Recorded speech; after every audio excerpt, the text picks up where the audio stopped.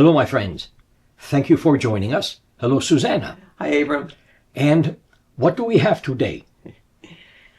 We are going to talk about simulation hypothesis. A lot of people call it simulation theory, but it's not a theory, it's a hypothesis. Let's take a trip down memory lane for a second. In 1999, The Matrix came out. Then everybody in the metaphysical world, oh, we're living in a matrix.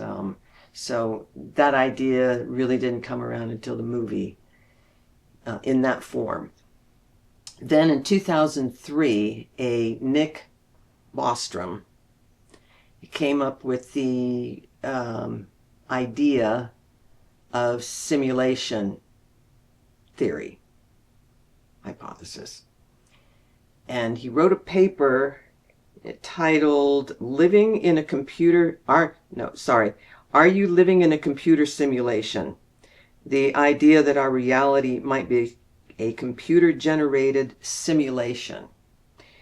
And then, Avatar came out, and so that was another, we're holograms, or we're avatars.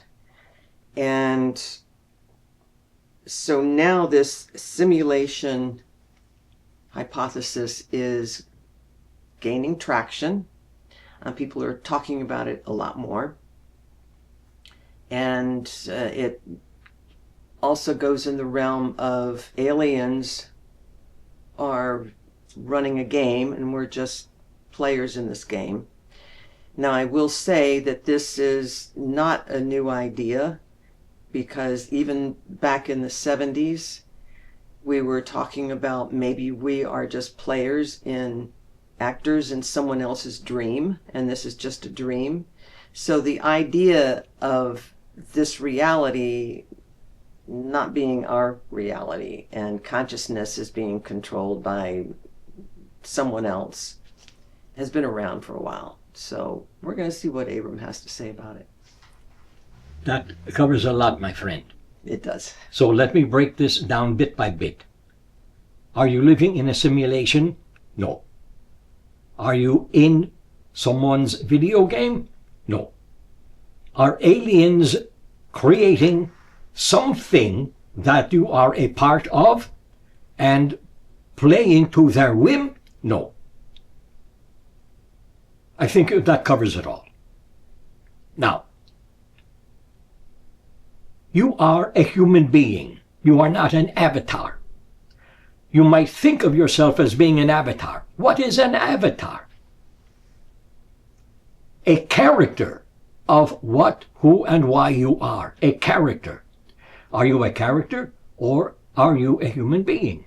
Some human beings are real characters, yes, and they are funny characters, and some are sad characters, and some are, oh, woe is me character. But you are still a human being, a physical human being.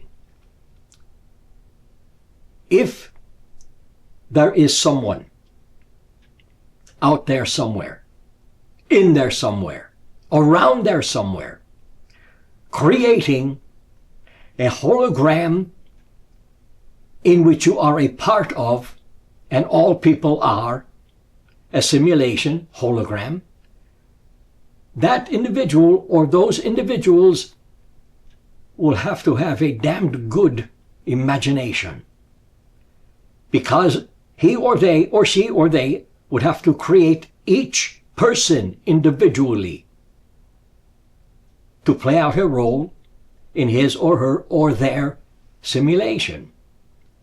People talk about we are living in a simulation a lot. You know this by now. People talk about their avatar. You know this by now.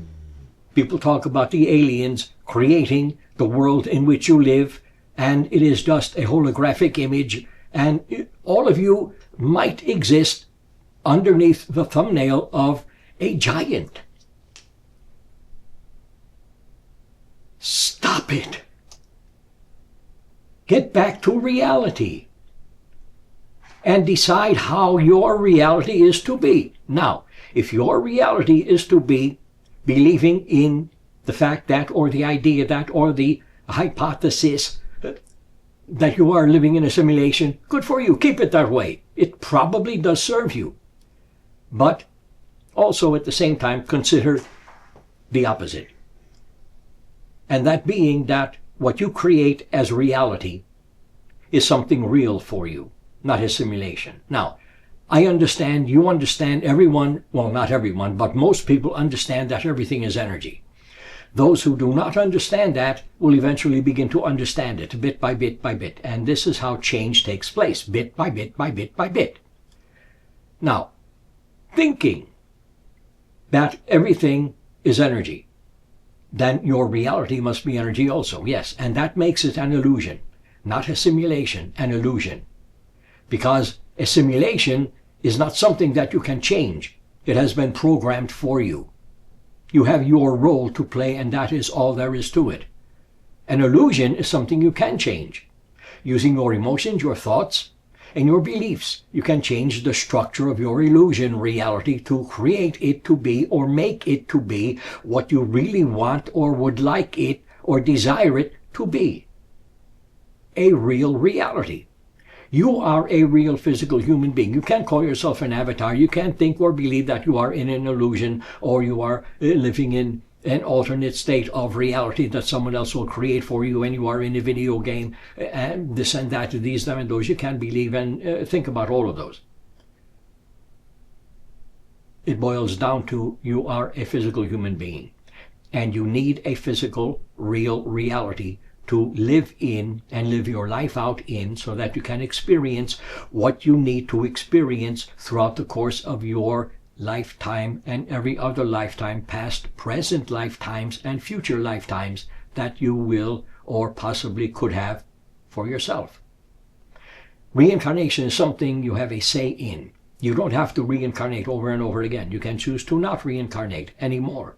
That'll be up to you. But if there is something that you need to experience that will add to your evolutionary state of being, then you will create another life so that you can experience that, whatever it is that you might need to experience.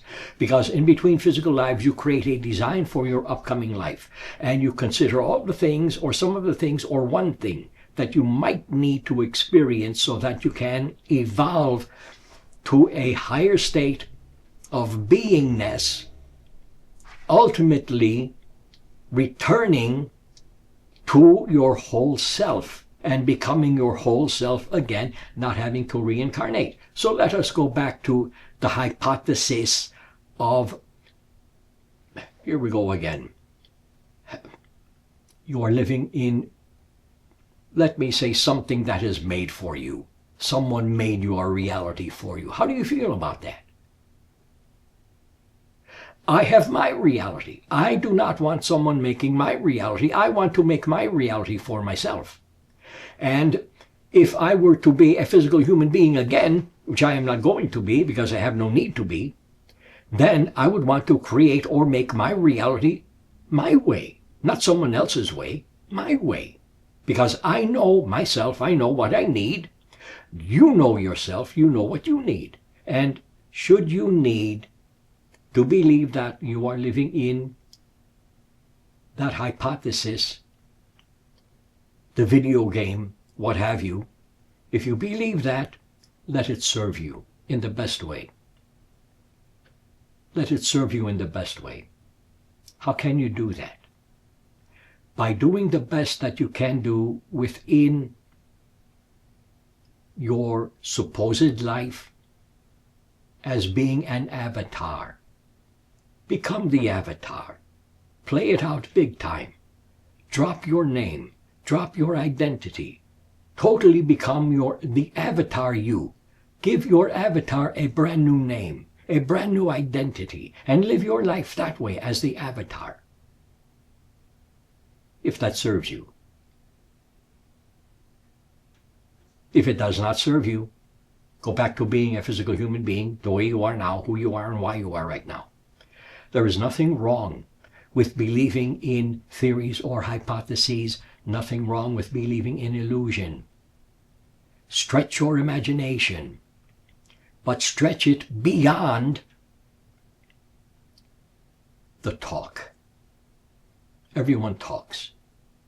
Everyone has a story to tell and or to sell. Everyone.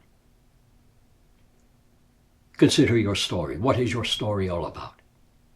Is it about hypotheses or is it about reality? And I am not saying, not at all, I am not saying at all that you have to believe only in what seems to be real and nothing else. No. Think about it all. Think about it all. But you might not want to believe it all. Think about it. Thank you. What else, my friend? There's nothing I can add to that. All right. So let me leave you with one more thought. I have been alive as a physical human being 3 times. I had cherished every one of those lives. They meant everything to me. I was honored to be a physical human being all 3 times. Honored. I am no longer physical. I honor my now present existence. I honor myself. I honor my reality. And I honor the fact that my reality changes with every thought that I have and every emotion that I have. And yes, we discarnate beings, non-physical beings, still have emotions and thoughts, just like you do. Absolutely. So, if you want to create a hypothesis for yourself, create one saying that you are a bit more non-physical than you are physical. Get rid of the avatar, unless it serves you. Get rid of the hologram, unless it serves you. If you can think of yourself as being a bit more non-physical than physical, it might serve you in ways that you are trying to use to recreate yourself into a higher consciousness. I love all of you. When you learn, and most of you have learned this, but when you learn to really love yourself, then you will have love for everyone else. You do not have to love other people. That is impossible, because some people will just rub you the wrong way. You will have nothing to do with them, and that is just fine. Don't feel guilty, don't feel badly about thinking or feeling or believing that way. Have love for people. Have love for animals, and love animals. You don't have to love all people, but if you can love animals, you will understand that you are actually loving nature. And by loving nature, you are letting nature provide you with everything you need, physically and non-physically as well. Thank you, my friends. It has been my honor to be with you today of your time. We will see you again. Thank you, Susanna. Thank you again. Thank you, Abram. Thank you for joining us today.